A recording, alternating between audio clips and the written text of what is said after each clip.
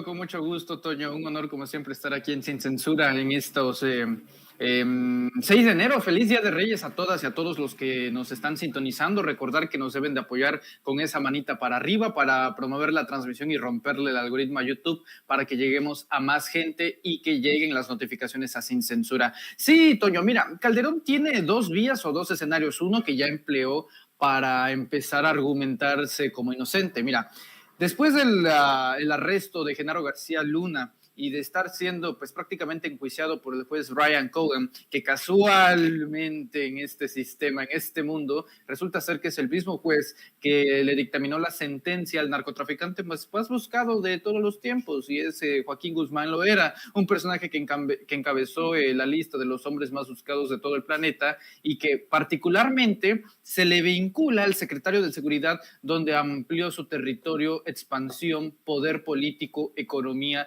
de los narcotraficantes de todo el país y de los principales cárteles mexicanos, obviamente refiriéndose a Joaquín Guzmán Loera. ¿Cuáles son las vías para que Calderón salga bien parado de esta situación? Pues tiene dos. La primera, declararse culpable, o la segunda, declararse tonto, que es justamente la cual ha optado por la segunda, porque si él presume de tontería, de estupidez, de inocencia, pues tiene que parecer como un idiota, porque solamente un idiota no se hubiera dado cuenta que un personaje como Genaro García Luna, que era la mano derecha de Calderón, no el secretario de Gobernación, la mano derecha de Felipe Calderón en su sexenio, en su administración del 6 al 12, fue Genaro García Luna, el arquitecto de la guerra contra el narcotráfico, el hombre que le estaba actualizando las cifras de cuántos muertos, de cuántos policías federales del ejército, de todo lo que estaba haciendo, pues básicamente los esfuerzos gubernamentales para contrarrestar el mal y el narcotráfico y la violencia en este país. Ahora, lo que el presidente de la República hace hoy, querido Toño, pues es una pregunta y un ejercicio de sentido común que es completamente válida. Y yo creo que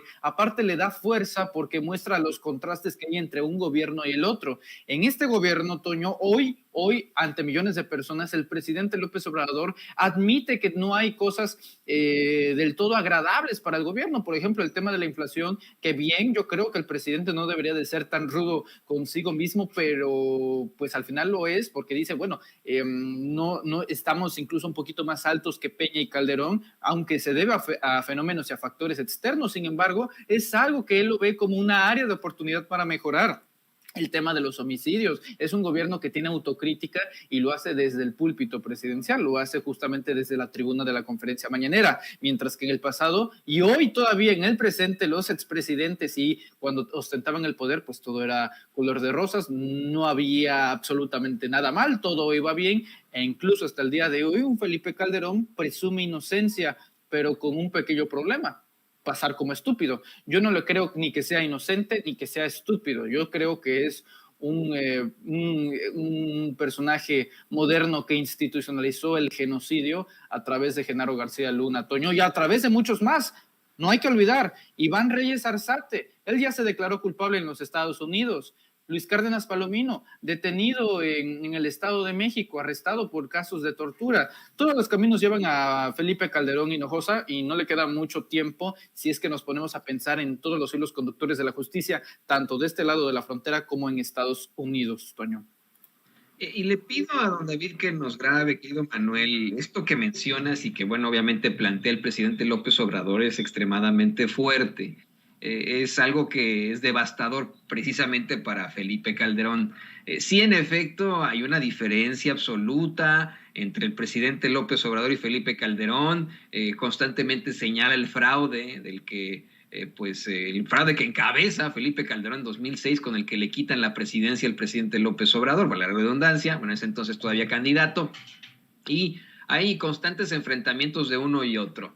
Tenemos un Felipe Calderón muy activo en las redes sociales, pero creo que además de esta exigencia de que se deje de hacer pendejo y que nos diga pues la realidad al respecto de Genaro García Luna, que cómo es posible que no sabía y etcétera, creo que el planteamiento que hace el presidente López Obrador sobre los baños de pureza de Calderón es devastador. Es una realidad clara, ¿no? Tenemos un Felipe Calderón que incluso va a la COP26 asegurando que es muy ambientalista y etcétera, bueno, pero toma ese avión que gasta turbocina y que emite una serie de de situaciones terribles al medio ambiente, por ejemplo. Tenemos un Felipe Calderón que habla con mucha autoridad supuestamente de seguridad pública, cuando en sus sexenios se abrieron las puertas del infierno para todos los mexicanos, y fue cuando comenzó esta andanada de homicidios de forma terrible, incluso llegan a desaparecer pueblos enteros en el norte del país, tantas y tantas situaciones. Hoy vemos un Felipe Calderón luchador por los derechos civiles, según esto, ¿no? Un estratega en seguridad, una persona que anda privilegiando constantemente la libertad de expresión cuando se trata de Loretito, ¿no? De situaciones de ese estilo. La verdad, si me lo preguntas a mí, pues esto es devastador, ¿no? El hecho de que le diga, a ver, te estás dando baños de pureza cuando eres el más cochino, Calderón, ¿no? Otra pregunta, Toño. Si tú fueses Calderón, pues, ¿qué más harías? Está obligado a tener este tipo de comportamiento, este tipo de actitud del puro, del santo, porque pues de otra manera, si se queda en el anonimato y se queda en silencio, simplemente es prolongar el sufrimiento nada más que sin decibeles mediáticos. Y si toma esta apertura de ir a, pues, no, que el cambio climático, dando ahí conferencias en España y pues básicamente él dando pseudocátedras de seguridad, cuando mi policía federal, bueno, tú, ¿con qué valor, con qué autoridad? Olvídate tú la moral, sino el político puede decir que hubo resultados eficientes cuando el gobierno más poderoso de todos los tiempos, que es el de los Estados Unidos, dije gobierno, no imperio, el gobierno de los Estados Unidos, tiene un personaje que es justamente el hombre que se encargaba de su círculo cercano en torno a la seguridad. Fíjate que este tema despierta varias dudas. Por ejemplo, aquí nuestra amiga que está en el chat que se llama Silge se pregunta, ¿pero cuándo procesan a Genaro García Luna? Aunque esté en Estados Unidos, no se ve nada claro. Concuerdo que puede ser bastante frustrante la espera, sobre todo considerando que arrestaron a Genaro García Luna en diciembre de 2019, Toño. Pero en este caso particular, si vemos el seguimiento, hay varios factores positivos que nos pueden presagiar un resultado alentador en torno a la justicia para nosotros como mexicanos. El primero ya lo di, y es que quien está llevando este caso es Brian Cogan. El juez Brian Cogan, quien con antelación ya había, lo he dicho otra vez, lo vuelvo a decir, que en juicio a Joaquín Guzmán lo era, el Chapo Guzmán. Número uno. Número dos, ¿por qué se ha prolongado tanto las audiencias, se ha prolongado tanto el juicio? Bueno, si mal no me equivoco, querido Toño, tal vez tú me puedas corregir si tengo el dato inexacto, pero creo que el juicio ya tiene una fecha determinada para este año y va a ser en octubre de 2022. Y número tres, debido a que se declaró culpable Iván Reyes Arzate, por eso la Fiscalía de Estados Unidos, ¿no?, de Nueva York, pidió ahí una prolongación para recabar más pruebas, porque debido a ese juicio, a esa declaración de que se pues autodenomina culpable Iván Reyes Arzate y los vínculos que puede tener con Genaro García Luna, que al mismo tiempo se declara inocente, es una oportunidad para recabar más pruebas, ya sea de índoles audiovisual, fotografías, imágenes, videos, firmas, evidencia testimonial, evidencia audiovisual de él y cualquier índole, para pues básicamente amarrar con un buen juicio a Genaro García Luna. Es exasperante, sin duda, estar esperando tanto tiempo, pero si cae Genaro García Luna y se demuestra que es culpable en Estados Unidos, pues eso ya establece el precedente de que Felipe Calderón tenía un criminal como secretario de Estado y no en cualquier secretaría, sino en la que se supone que tenía que velar por la defensa de las y los mexicanos. Ahora, ¿qué es lo que pasa si en determinado momento Genaro García Luna ve que todo está perdido, que la defensa y los abogados de Genaro García Luna ven que no hay salida? Entonces, ¿qué es lo que se puede negociar? Bueno, la reducción de la condena, que es presuntamente lo que se debería de estar pasando aquí en México con Emilio Lozoya. ¿Cuánto se está pidiendo? En este caso, la pena máxima. Pero allá, ¿cuánto se podría pedir? Si se declara culpable, pueden reducírsela a través de testigos protegidos, colaboraciones, etcétera. Entonces, yo creo que tiene dos opciones Genaro García Luna. No me gusta reducir estas situaciones tan complejas a decisiones binarias, pero es o habla y entrega al jefe, que es Felipe Calderón, y se le reduce la condena, o va a prisión y le dan una muy buena sentencia y a lo mejor de ahí no sale, Toño. La verdad es una situación bastante complicada y el juicio de la historia al final va a ser el que más apele, porque ¿cómo crees que se van a sentir los hijos o los familiares de García Luna? Que, tu papá era un delincuente, era un narcotraficante, y es un hombre que básicamente ensangrentó al país. Yo creo que ese va a ser el juicio más doloroso, el juicio de su nombre, de su apellido, porque ahora su descendencia va a cargar sabiendo que su antepasado era un delincuente.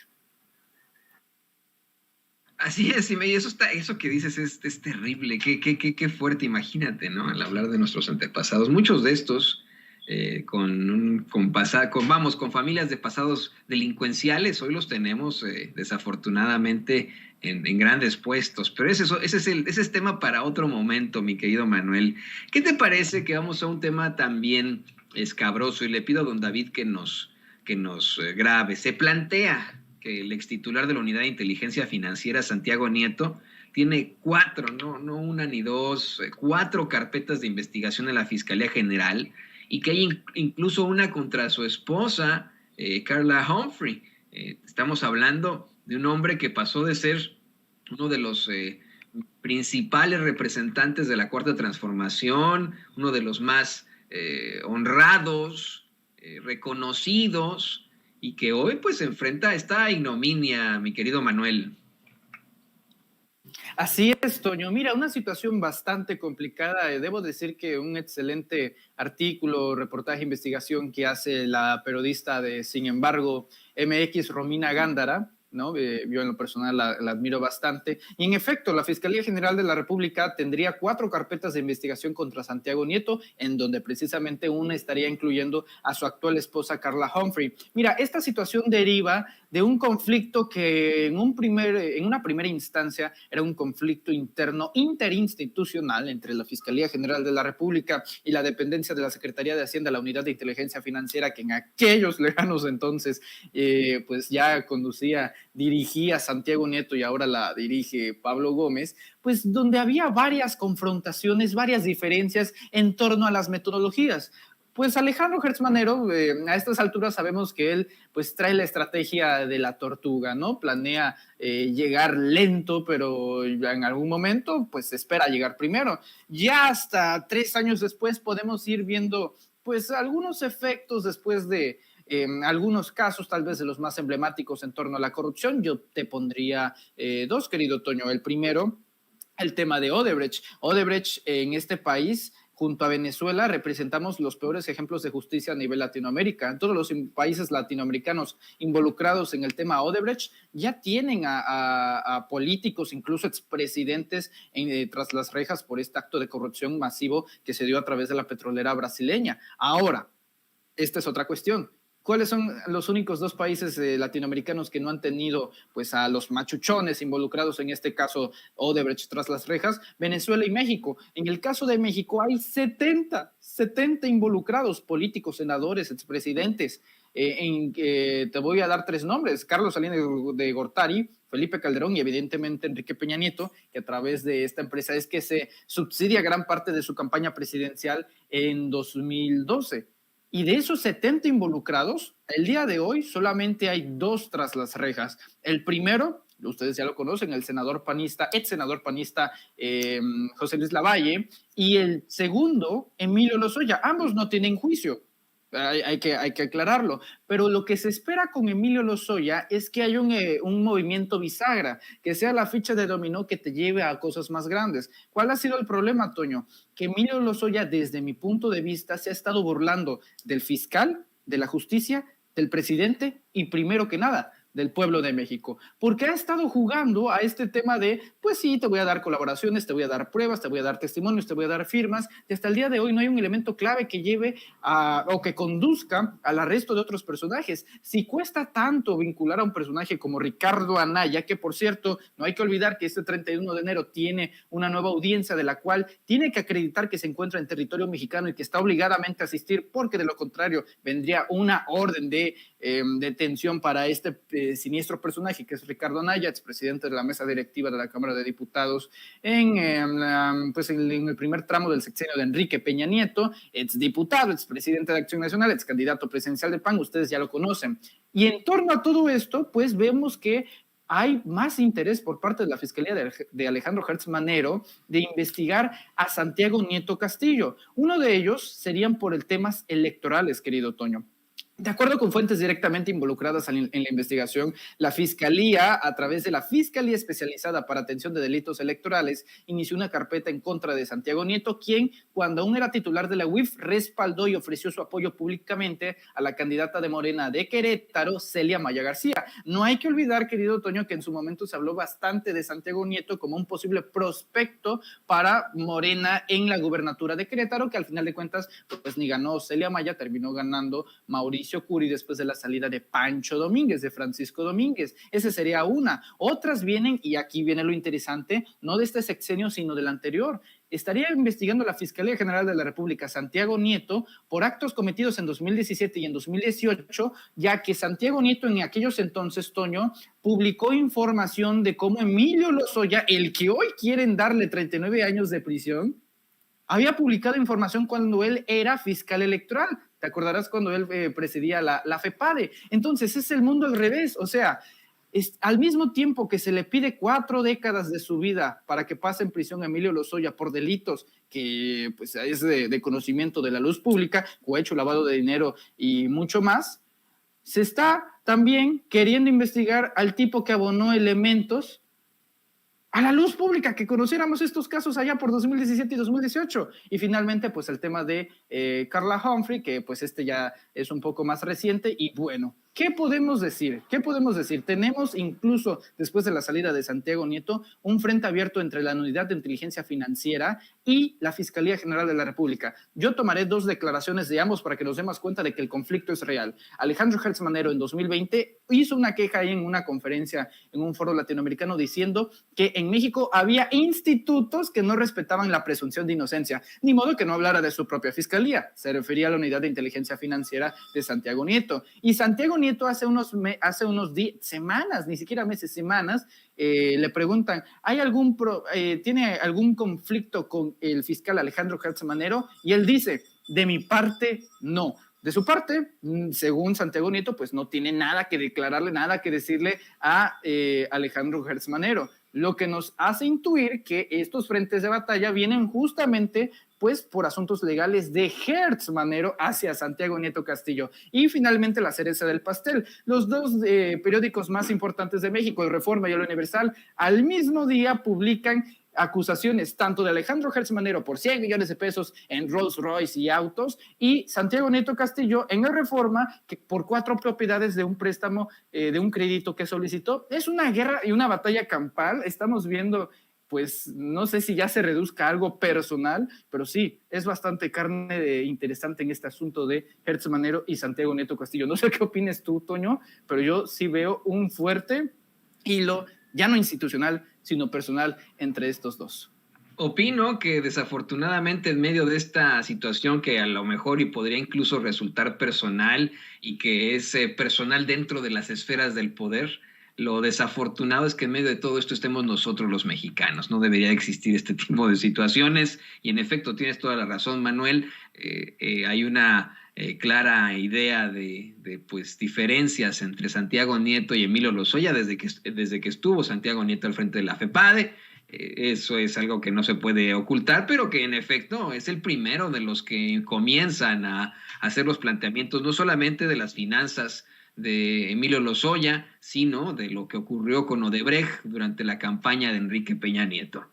Querido Manuel, ¿por qué no nos compartes tus redes sociales? Porque la gente está, pero con esto, haciendo muchas preguntas, queriendo comunicarse contigo, hablan de este golpeteo. Compártenos tus redes sociales, dónde te pueden ver, dónde te pueden escuchar, tu canal, querido Manuel. Claro que sí, querido Toño. Bueno, como sabes y como siempre te lo digo, siempre es un honor compartir mesa contigo. Sabes que te aprecio bastante y decirle a la gente que le siga dando like. Estamos viendo que últimamente pues nos andan escondiendo ahí en YouTube los canales de Sin Censura. Recuerden activar la campanita y cada vez que usted da like, eso ayuda a promover la transmisión. Así que cerciórese de dar su like, nos ayuda y abona bastante y lo mejor es que es totalmente gratis. Como siempre, Toño, nos pueden encontrar en nuestros canales personales, en el canal de YouTube, Manuel Pedrero. A las 4 de la tarde tenemos nuestra transmisión de Sin Máscaras, el noticiero con Hans Salazar, y a las 8 tenemos el Notifero. Nos vemos a las 8 de la noche en el Notifero, también en nuestro canal personal, Manuel Pedrero. Así que por lo pronto, si nos buscan, ahí nos encuentran, querido Toño. Yo me despido, le envío un fuerte abrazo a Ceci, a don David, por supuesto a ti y también al pueblo de Sin Censura. El placer y el gusto, el privilegio es nuestro, querido Manuel, de tener a una persona como tú, a un joven extremadamente destacado, con un coeficiente intelectual muy avanzado, que está ya haciendo pues, un hito en nuestra historia como mexicanos. Muchas gracias, querido Manuel. Nos vemos la próxima. Abrazo fuerte. Feliz Día de Reyes. Feliz Día de Reyes, exactamente. Y grábenos, don David, mire, antes de darle la bienvenida a otro destacadísimo miembro de esta gran familia de Sin Censura, otro gran personaje con un nivel de discusión y debate muy avanzado, quiero que vayamos más a fondo con este tema. Va a ser el tema también de Ricardo Sevilla, pero quiero que vayamos más a fondo porque es una nota que se publica en Sin Embargo y que pues está dando mucho de qué hablar, ¿no? Ya lo escuchaba usted con Manuel Pedrero, hay muchas preguntas, hay muchas situaciones que tienen que quedar claras. Fíjese, Suheiri Romina Gándara publica Sin Embargo que la Fiscalía General de la República tiene 4 carpetas contra Santiago Nieto y que una incluye a su esposa Carla Humphrey. Vamos a compartirle parte de esta investigación que hace Suheiri Romina Gándara ahí en Sin Embargo. Dice: la Fiscalía General de la República, que encabeza Alejandro Gertz Manero, tiene al menos 4 carpetas de investigación contra Santiago Nieto, ex titular de la Unidad de Inteligencia Financiera, y la más reciente indagatoria incluye a la consejera electoral Carla Humphrey, esposa del exfuncionario federal, de acuerdo con información obtenida por Sin Embargo. La última carpeta de investigación se encuentra en la Fiscalía Especializada de Control Competencial, bajo el número FED-FECOC, diagonal una serie de letras, de la Ciudad de México, 000-2194-2021. En la actual se indaga al extitular de la Unidad de Inteligencia Financiera y a la actual consejera del Instituto Nacional Electoral, Carla Humphrey, luego de una denuncia anónima interpuesta por presunto enriquecimiento ilícito. Y bueno, a lo mejor ahí Manuel Pedro diría, bueno, ¿quién hizo la denuncia? Un señor que se llama Alejandro y que se apellida Gertz. Pero bueno, dice, el pasado 20 de diciembre, la Fiscalía General de la República solicitó mediante oficios información sobre los domicilios de la pareja a dependencias del gobierno federal. La información a la que tuvo acceso, sin embargo, detalla que la solicitud sobre el patrimonio del extitular de la Unidad de Inteligencia Financiera y de la consejera es para integrar una carpeta de investigación. Santiago Nieto Castillo era considerado, bueno, y aquí ya dan el panorama, Suheiri, de Sin Embargo, Suheiri Romina Gándara da todo el panorama. Lo que sí quiero yo también plantear aquí, antes de que le demos la bienvenida a Ricardo, es que el mismo Santiago Nieto ha asegurado que no es fortuna, que es deuda, que él ha adquirido deuda como una forma de, pues no sé, de inversión, por decirlo así, que es deuda, pero se trata de una deuda tota. Y eso se tendría que aclarar. Y bueno, ahora sí le pido a don David que nos grabe. Déjeme saludar con muchísimo gusto a nuestro amigo, escritor y gran periodista, Ricardo Sevilla, para hablar de estas 4 carpetas de investigación de la Fiscalía General en contra de Santiago Nieto, incluida una con su esposa, Carla Humphrey. Querido Ricardo, pues Santiago Nieto pasa de ser el caballero de la Cuarta Transformación, a, nos guste o no, el que se enfrenta estos días a la ignominia. Así es, querido público memorioso, qué gusto saludarte, Toño. En efecto, hay que dejarnos de cuentos. Aquí hay un pleitazo entre Gertz Manero y Santiago Nieto. Y bueno, pues hasta el momento Gertz Manero, el fiscal general mexicano, es el que va ganando la disputa que sostiene contra Nieto, ex titular de la Unidad de Inteligencia Financiera. Ahí hay problemón y siempre somos dados a negarlo. No es así. Sí existe una polémica y fue de esa manera. Siempre hubo un desencuentro entre Gertz Manero y Nieto Castillo, ese personaje tan polémico. Si Gertz Manero es Tortuguertz, pues bueno, Santiago Nieto pues está, como tú bien dices, en la ignominia, pero no siempre fue así. Hubo un tiempo en que el entonces llamado SAR Anticorrupción parecía, como tú bien dices, tener una carrera política súper prometedora, parecía que lo iban a catapultar incluso hacia otras dimensiones políticas. Y bueno, Gertz Manero se entera a través de la prensa mexicana, por cierto, que su viejo compañero de gabinete, hay que recordar que Santiago Nieto sale de la UIF tras el escándalo de su ostentosa boda en Guatemala, un error, craso error que terminó saliéndole bastante caro. Y bueno, también se entera Gertz de que Nieto compró, Gertz y todos,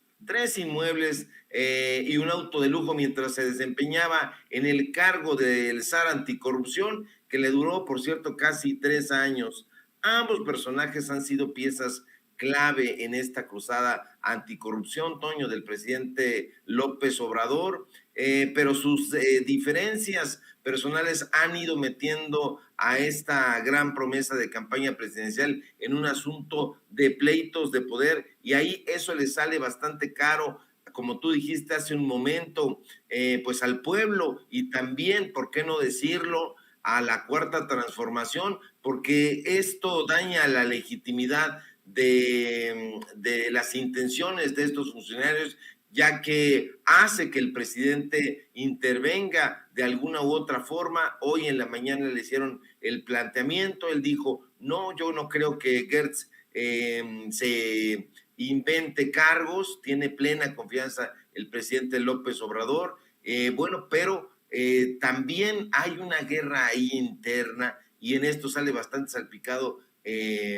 el presidente, y no debería de ser así, no debería de intervenir, ya bastante hace con intervenir, por ejemplo, en el caso de Marcelo Ebrard, que Ebrard, pues, ya ves que no ha respondido absolutamente nada sobre el caso de Brenda Lozano, pero bueno, hay que canalizar con seriedad el asunto a la instancia correspondiente, que en este caso sería la Secretaría de la Función Pública. Ahora mal, ahora peor. La disputa comenzó cuando Gertz Manero acusó al equipo de Nieto de integrar expedientes judiciales poco claros, deficientes. Más tarde, el entonces titular de la UIF, Nieto, aseguró que la impunidad era una afrenta contra el Estado de Derecho, se defendió y bueno, lo hizo en referencia a que la Fiscalía General de la República no lograba imputar a los imputados no le va a procesar, perdón, a los imputados de renombre. Y bueno, hasta hace poco, como ya dijo, ya dijiste tú, ya dijo Pedrero, pues bueno, ya había como favorito, ¿no? La gente, la prensa, buena parte del pueblo tenía o parecía tener a su favorito en la contienda, era Nieto, ¿no? Porque Nieto mostraba ese vigor que tanto queríamos